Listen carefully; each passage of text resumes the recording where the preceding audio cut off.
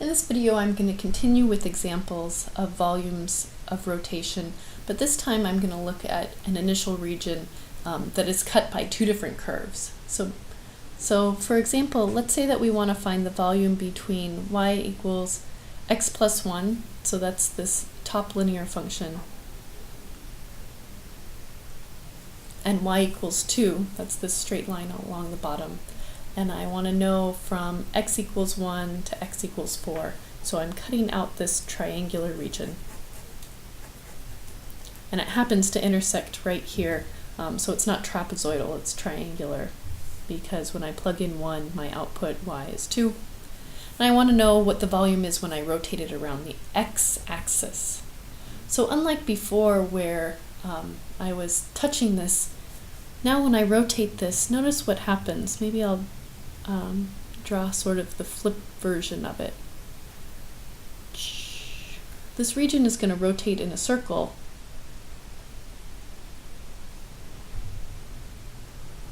Whoops.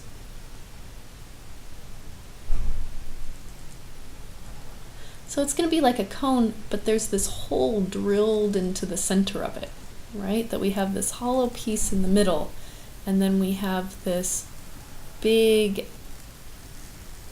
outer radius outside. So my region is still going to sort of look like a cone, but instead of having discs that are coins, each of our slices are going to be what the math book likes to call washers. It's a washer because it's a ring with a hole cut in the center of it, like an inner tube. Our method is still going to be the same. The difference is the fact that now the volume of each of the slices is not going to be just pi r squared, it's going to be pi big R minus little r. And really we could do this a couple of ways. We could think of finding the volume of the big whole solid thing and then just cutting out the inner tube. That's one way to do it. A more elegant way to do it is to think of it as what is the volume of one slice?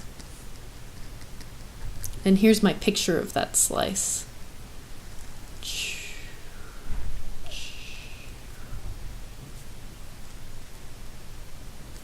The width of the slice, in this case, because I'm slicing it up along the x-axis, is going to be delta x. That's the easy part. But what's the surface area of the base of this slice?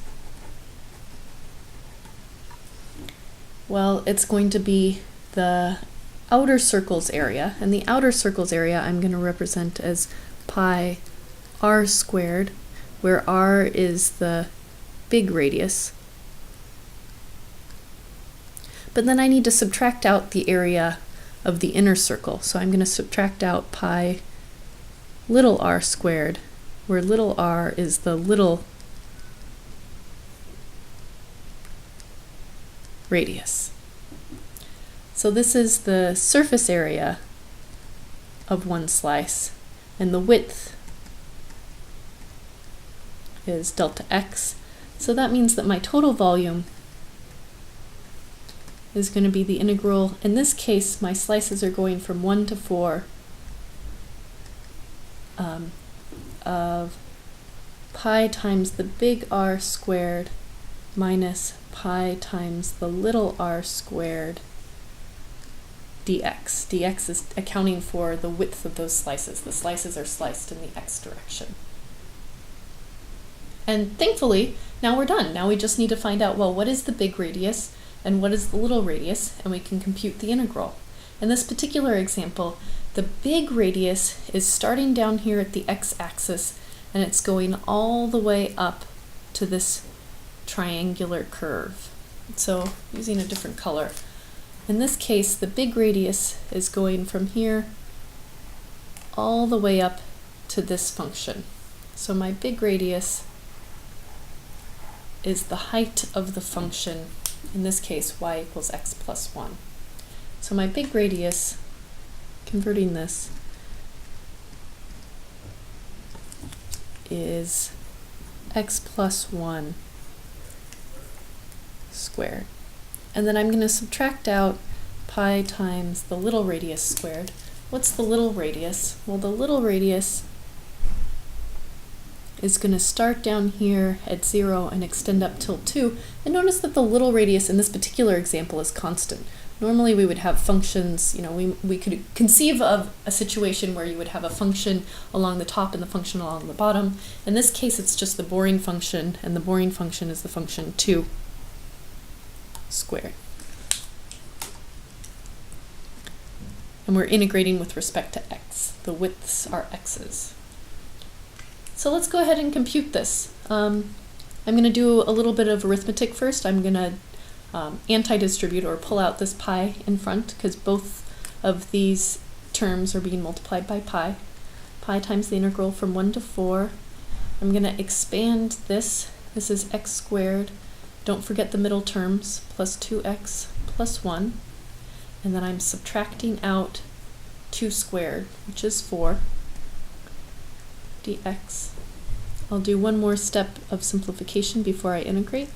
Integral from 0 to 4 of x squared plus 2x, 1 minus 4 is minus 3, dx.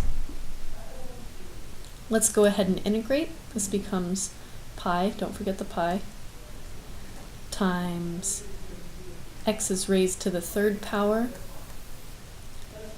plus I'm going to raise the power up to squared and divide by 1/2, so I end up with just an x squared, minus raising the power up, I end up with negative 3x's, evaluated from x equals 1 to 4. Plugging in my upper bound, I get 1/3 of 4 cubed is 64.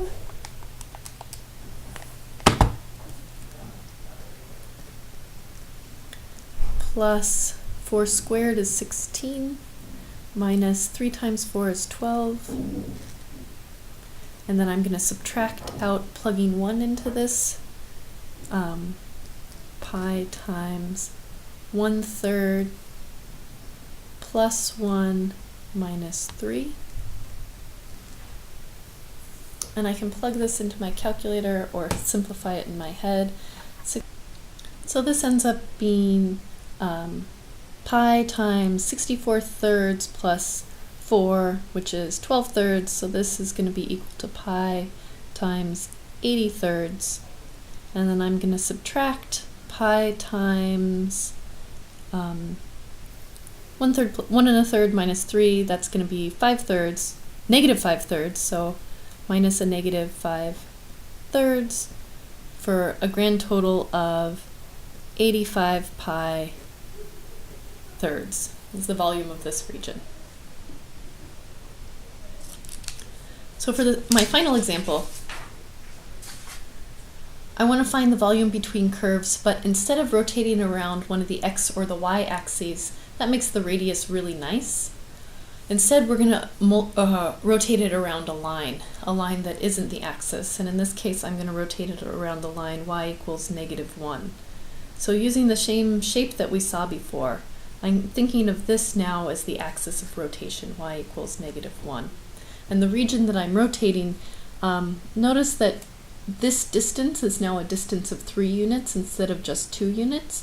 So it means that when I rotate this figure, to be accurate with my drawing, I need to make sure that I leave a 3-unit gap along this base as well. So this is the center of the rotation, and my circles, the hollow circle in the center has radius 3 now instead of radius 2. And the washer along the outside, the big R, is going to be a slightly different big R. And I'll label them using the same colors as I did before. My formula is still going to be the same. The way that I'm thinking about this, my slices, if I'm thinking of this one washer as my slice, I'm still chopping it up along the x-axis. My stack of coins or slices of breads are all slicing this way. So that means that my integral is going to go from the start of those slices to the end of those slices. In this case, from x equals 1 to x equals 4. And my formula pi, big R squared minus pi little r squared, and now I have to figure out what those r's are. Dx, integrating with respect to x, because I'm making these, the widths of the coin gets smaller and smaller in the x direction. So let's do a little scratch work. The harder one is my big R. My big R has to go down from this line y equals -1 all the way up to this curve.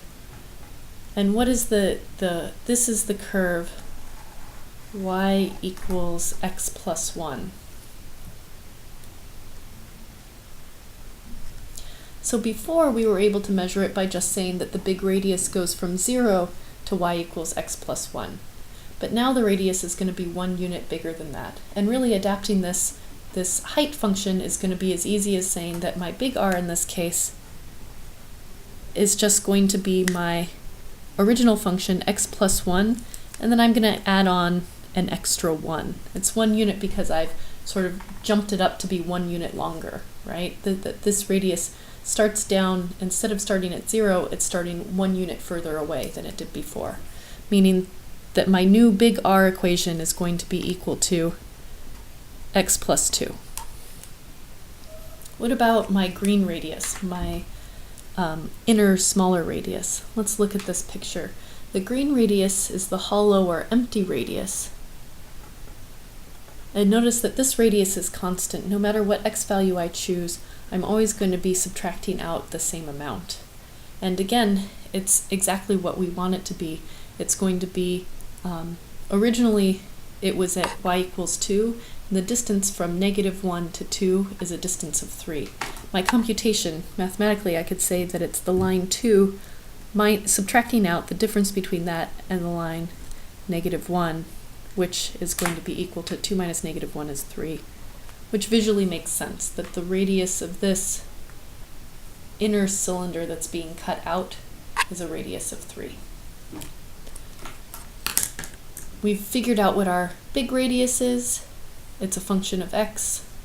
Our little radius is a radius of 3. Let's go ahead and integrate. We're going to integrate as x goes from 1 to 4 of pi times big R, x plus 2 squared, minus pi times little r, which is 3 squared, dx. And the computations are straightforward. I'm going to actually factor out the pi. The pi is in each of these terms. The integral from 1 to 4, I'm going to square this. I get x squared plus 4x plus 4. Remembering middle terms when I square this, that's something that's easy to forget. This is x squared plus, where are my middle terms coming from? This is really x plus 2 times x plus 2, and I'm foiling. I get x squared plus 2x plus 2x plus 4. And now I'm going to subtract off. I've already factored out the pi, so I'm just left with 9 dx. Let's do our integration step. I get 1/3 x cubed plus 2x squared. And actually this is 4 minus 9. I can do it in one step and write it as -5x. Evaluated from x equals 1 to 4. This ends up being pi times, plugging in the upper bound, 4 cubed is 64, plus 4 squared is 16, divided by 2 is 8, minus 4 times 5 is 20, minus pi times, evaluating this at 1, I get 1/3, plus 2 minus 5, and altogether this is going to be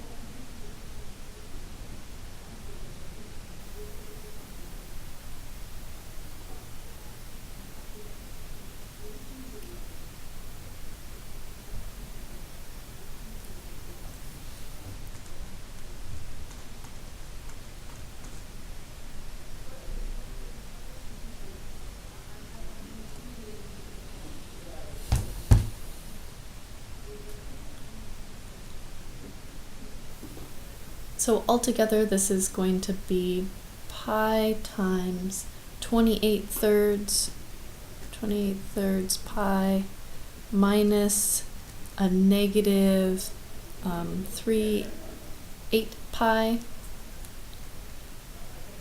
over 3. 28 plus 8, this gives me 36 pi over 3, which is equal to 12 pi. Sorry, I ran out of space out in the corner.